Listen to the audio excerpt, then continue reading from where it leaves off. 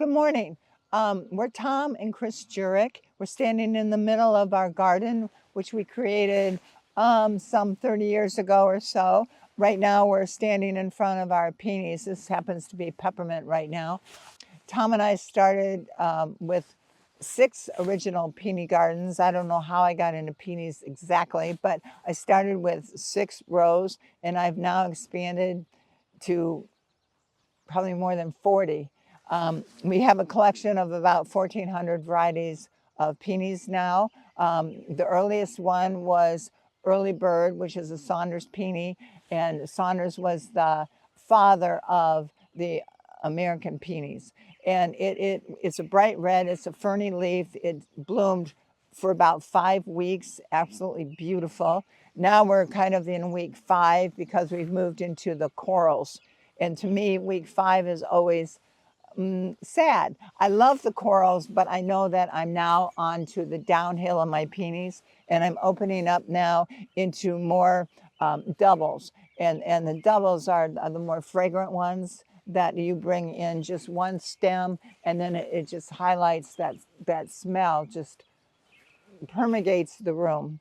And we've added some irises, so we have Siberian irises, and we have tall bearded irises mixed in with the garden, and daylilies. We've added a few perennials. We've got grasses in there and composites.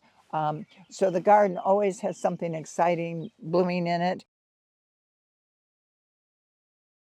Like I mentioned to you, we are in week 5 with the peonies, and this is an intersectional. This is Sonoma yedu, and intersectional is between a herbaceous and a tree peony. So it's a combination, and it comes on when the corals are blooming, which I really love those corals, but I love these intersectionals because they open up totally around the bush, and they open from the bottom working up, and they last for about 5 weeks in the garden. I absolutely love them. They come in many colors, from your oranges and your whites and the yellows. Just absolutely gorgeous. They also bloom at the same time with your baptisia. So I've added in the garden to bring a little height and a little more color into the garden. I've added several types of baptisia to put in with my peonies. So in the garden, I've also put in a lot of Japanese peonies.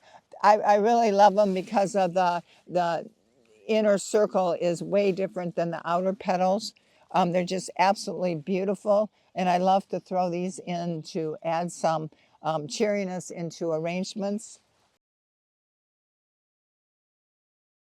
So right now I'm standing in front of another Saunders peony, and this is a semi-double, and this is called Great Lady, and it's a semi-double because of the 2 outer petals. So this is a more simpler form. And then look inside here and look at that wonderful color. See the carpels and the sepals, and it's just a darling plant, a darling color, great bush. This is one of my first beds that I put in over 30 years ago.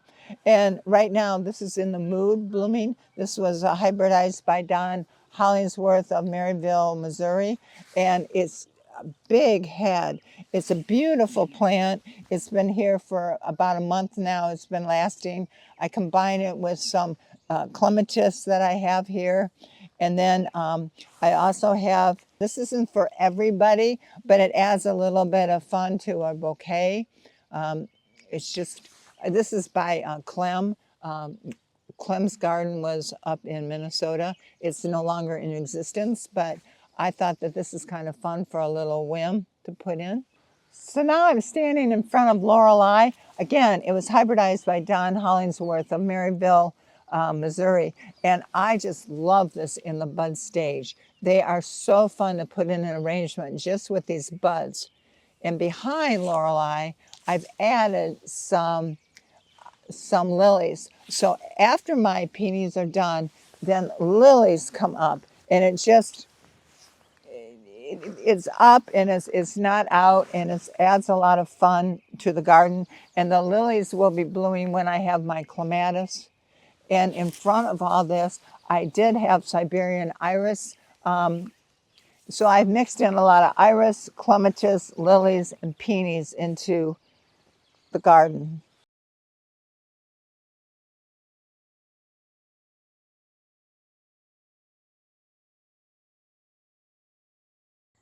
Well, now I'm standing in front of another peony that's going to be a Japanese.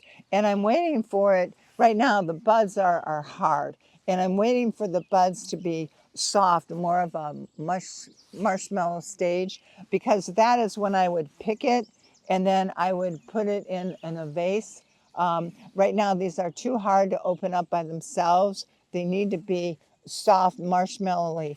And then you can pick it and you can just throw it in the refrigerator, throw it in there. You can put it in a paper bag, whatever, and keep it there. And you know, you can take it out when you're ready to have a dinner party or to put it in the show. Usually the shows for a peony society, the shows usually occur when it's about double time for us. And we're too early right now for the doubles to come out. But I would, when it gets soft like a marshmallow and you can feel it, the squishiness, then you pick it, put it in the refrigerator, bring it back out. You can travel with it. I could take it and I could bring it up to Minnesota for the show. And I could put it in, hoping that it opens up into a beautiful full peony to put on the display table. And then they judge peonies when you get to a show. The shows are fabulous. You see blooms of all different colors, all different shapes, not singles. Singles are passed, and singles don't last in water as long as your semi-doubles, Japanese, and doubles. But to bring one inside, and especially if it's a double and it has fragrance, it will perfume your room. Usually, reds are less fragrant than your pinks and your whites, but there are fragrant reds as well.